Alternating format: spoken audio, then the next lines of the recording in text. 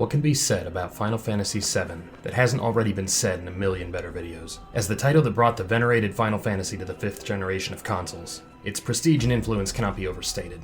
It marked the introduction of many new fans not only to the series, but to the JRPG genre as a whole. Its unique dystopian setting and memorable characters distinguished the game among its peers, and contributed to market dominance of the first PlayStation with a ridiculous 11 million copies sold. It remains the second best-selling game on the console behind Gran Turismo for some reason. It spawned a litany of peripheral media, including numerous cameos, spin-off titles, and a movie so simultaneously good and bad it practically violates the laws of quantum mechanics. Naturally, when the remake was announced, the hype was something never before seen in the video game industry, and yes, I mean that literally. Here's the exact moment if you need a reminder.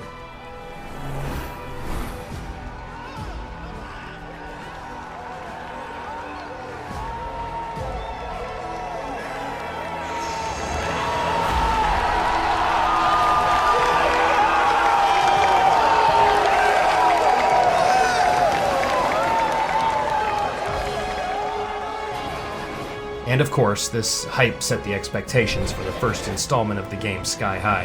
And to read the reviews as they continue to roll, the consensus with fans and critics seems to be that those expectations have mostly been met. And for 17 of the game's 18 chapters, I would have counted myself among their number. However, the ending of the game, the coalescence of new and old plot threads, and the narrative implications for the future installments left me confused and irritated, trepidatious instead of excited. Because the ending tells us that the true antagonists of Final Fantasy VII Remake are fans of Final Fantasy VII.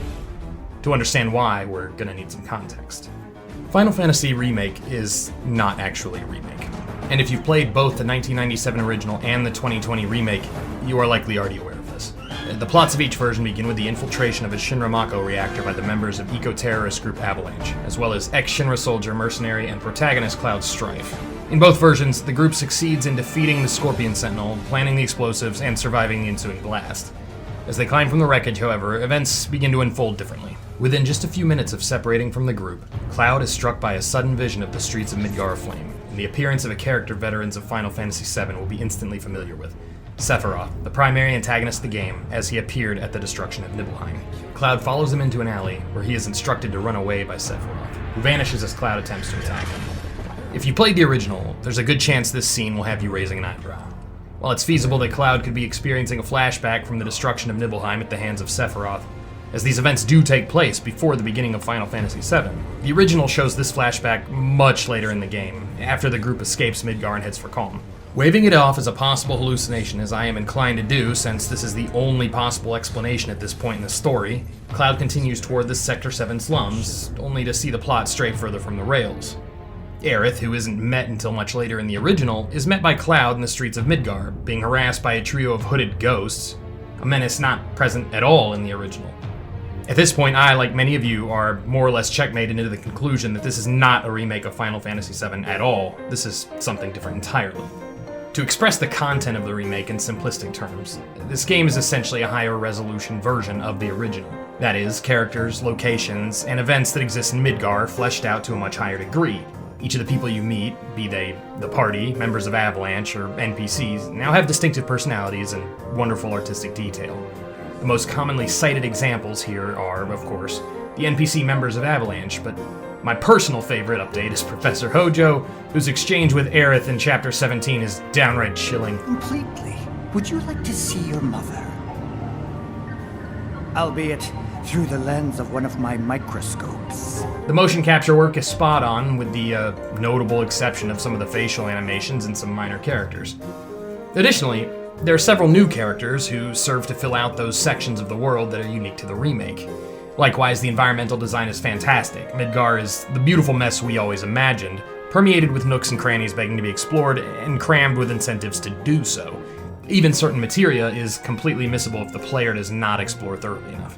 Some of that exploration is driven by the addition of side quests, most of which are mundane but adequate.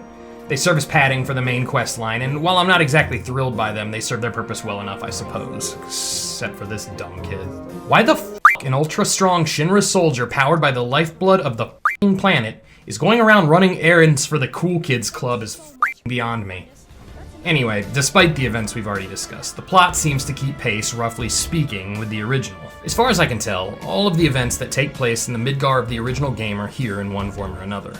The assault on the reactor, the meeting of Cloud and Aerith, the Sector 7 plate collapse, the kidnapping of Aerith, the liberation of Red 13, the murder of President Shinra, and the motorcycle escape sequence are all here, along with some all-new scenarios to flesh out the time between the major plot beats present in the original. In a mission to recover explosives from a Shinra warehouse, Cloud and Avalanche make a pit stop at Jesse's parents' house, a bittersweet scene in which we learn the reasons for the animus toward the Shinra Corporation go beyond mere environmentalism to the chronic illness of her father. This makes the resolution of her plotline at the Sector 7 pillar have even more of an emotional impact. You're not just watching the death of a character in a game, you're watching the death of a friend, a comrade in arms, a character who had her own dreams and motivations. While moments like these didn't occur explicitly in the original game, they fit just fine within the structure of the remake, because they don't fundamentally alter the story of the original. As a fan of the original, you play with an understanding that your prior experience was akin to playing through something like the Cliff Notes version of the true story. And only just now are you getting the full picture, and this relationship works well to maintain novelty for those who are familiar with the story. That is, until the game's final chapter. At this point, Cloud has experienced several different versions of the Sephiroth vision from Chapter 2, which we can only really understand as a form of telepathy from concordant knowledge of the original game.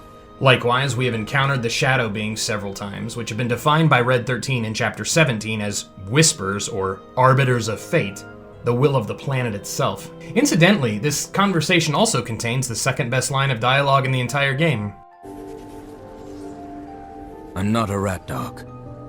Red's existential crisis aside, this conversation has already raised more questions than it's answered. We have yet to establish a narrative reason for their existence. For one thing, fate was certainly not a theme of the original Final Fantasy VII, at least not without some serious mental gymnastics, and it definitely was not an explicit plot device, but I digress. The more serious problem is that by defining the Whispers as the will of the planet, we have to then accept that on several occasions, Cloud and the party have been positioned in direct opposition to that will, but set that aside for now, we'll circle back around to it later. The party successfully escapes the Shinra building and is being pursued by Shinra security at the orders of Rufus. As in the original, they escape in a truck defended by a sword-wielding Cloud on a motorcycle in one of the most badass scenes in the whole game. They've even added a new boss battle to this scene. After they defeat it, they stand facing into the wilderness surrounding Midgar, and this is where the game should have ended. But that's not what happens. Instead, at the end of the chase, Sephiroth appears. For some f***ing reason. Ignoring the fact that he has no business appearing at this point in the game, Sephiroth beckons the party to follow him through a portal, which they do. There's an inexplicable flashback to Zack Fair approaching Midgar before the events of Final Fantasy VII, now surrounded by Whispers. In what I assume is the present, the Whispers surrounding the Shinra building coalesce into a giant f***off monster which must be defeated by killing these three assholes no less than 70 times, during which we hear the best line of dialogue in the game. Bring it on. After the Harbinger of Fate is defeated, the final battle commences against Sephiroth. Or, more likely, Jenova posing as Sephiroth, with, for some reason, all the godlike powers he has as late as Advent Children. In fact, I think there are a couple places where shots are ripped directly from Advent Children. What I want, Cloud, is to sail the darkness of the cosmos with this planet as my vessel. Just as my mother did long ago. Oh yeah, look at that. Anyway, you kick this douchebag's ass, and then for one last time, Jenova Sephiroth tunes into the Jenova cells in Cloud's head and asks him to squat up. There's something about having 7 seconds too. I'm just already so frustrated by this point. Look, I'm not gonna lie, these fights were a lot of fun, but that's not why I'm here. We've got to get to the ranty part because as far as I can tell, everyone's too busy gobbling this game's dick to level any serious criticism at the narrative implications of this ending. For most of the game, I was pretty confused as to the reason for the inclusion of the Whispers. My working theory for most of the game was that they were a sloppily added plot element to facilitate the addition of a big f***off final boss monster at the end, a conclusion that turned out to only be partially true. Likewise, I couldn't figure out why Sephiroth would possibly appear at the end of the motorcycle scene. At the same point in the original game, we haven't even seen Sephiroth, only evidence that he exists. Here, we're inundated with him from start to finish. But it was the appearance of the Whispers in this final scene that made me realize what they are, and what causes them to appear. It's deviation from the plot of the original. Don't believe me? Go back and play it again. They appear when Cloud meets Aerith out of sequence, they intervene to make sure Cloud is in the Reactor 5 mission, and they intervene to prevent the death of Barret at the hands of Sephiroth. Fate, it would seem, is the timeline of the original game, and once you realize this, the narrative continuity of the game starts to fall apart. Let's begin with Fate. Fate was defined by Red as the will of the planet itself. Knowing that it's Sephiroth's goal to summon Meteor, causing irreparable harm to the planet, and knowing from the visions in the final battle that these are the events that will occur if the party fails to defeat the Harbinger of Fate, we can conclude that the planet is actively fighting against the party because it is the will of the planet that the planet be destroyed. You heard that right, folks. Gaia, the planet of Final Fantasy VII Remake, is fucking suicidal.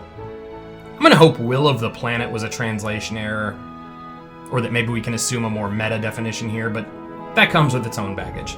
So let's try a more allegorical approach. Can you think of what pressure in the world might push back against changes to the story of the original Final Fantasy VII? What social force could possibly take umbrage with a game developer tampering with the bones of a beloved franchise on a fundamental level? Who might take issue with the fact that even elements that took place before the beginning of the events of the game have been retconned into an alternate timeline? Of course, the answer is fans of the original game, internet message boards, Discord servers, art communities, contributors to the wikis, all the people that occupy the Final Fantasy fandom. In a word, us. We are the villains stifling the creativity of a team that just wants to turn a beloved story into a meta-narrative train wreck, the likes of which we don't typically see outside of a Kingdom Hearts title. Scram! Didn't we catch you messing around in the underworld? How'd a wimp like you get into Organization 13? And this is honestly what bothers me the most about this game. It's guided by a cynical, bordering on adversarial approach to the fandom. The people who made it possible by purchasing 11 million copies of the original. Like a big middle finger, it disregards the events not only of Final Fantasy VII, but of all that peripheral media. This scene is taken directly from the ending of Crisis Core. In the original Crisis Core, Zack dies defending a catatonic Cloud from a large contingent of Shinra soldiers.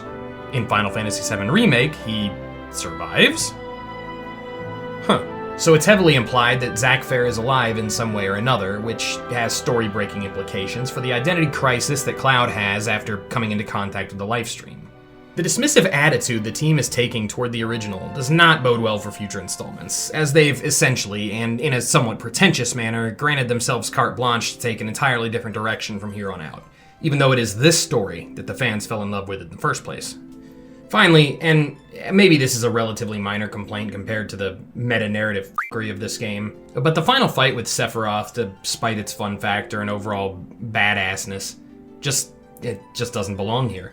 Of course, the obvious problem is that there is no fight with Sephiroth here in the original, but I'm willing to give that one a pass, because the structure of the story doesn't necessarily prevent one from being possible. No, the problem with this fight is, and this is especially true for a new player, is that the game hasn't given us any reason to care. At this point in the game, all we know about Sephiroth is that he's a scary-looking guy who sometimes harasses Cloud in visions.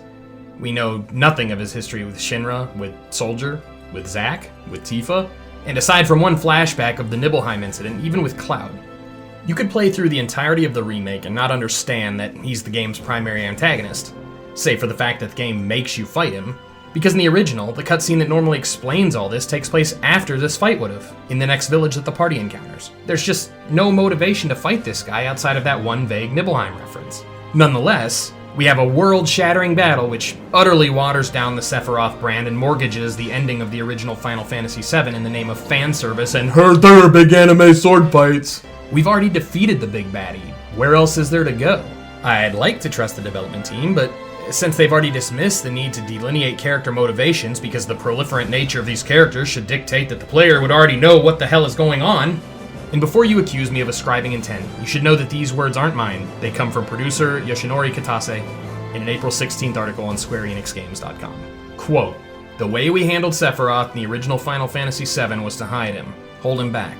But for the remake that doesn't work so well, partly because everybody already knows who Sephiroth is. We didn't think it would be as effective to have him held back until later on in the story." Maybe he's right and everyone already knows who Sephiroth is. But I guarantee there are plenty of new players who don't know his story, and depending on extant knowledge is fairly irresponsible in a remake where retconning plot elements is far from off the table. All this said, I want you to know I didn't hate this game. I'm just concerned about the direction it's going in. Because, as I said, it seems it's being approached with a rather cavalier attitude toward preservation of a property that is so beloved. And sometimes, works need to become property of the public after their release, to be protected from their creators. And my hope is that the legacy this game left us with can be one that's shared with a new generation in the beautiful modern methods of presentation with which Square remains unmatched to this day. Thanks for listening, and for God's sake, if you've played the original and the remake, let me know what you thought in the comments. I don't feel like I'm screaming into the void anymore.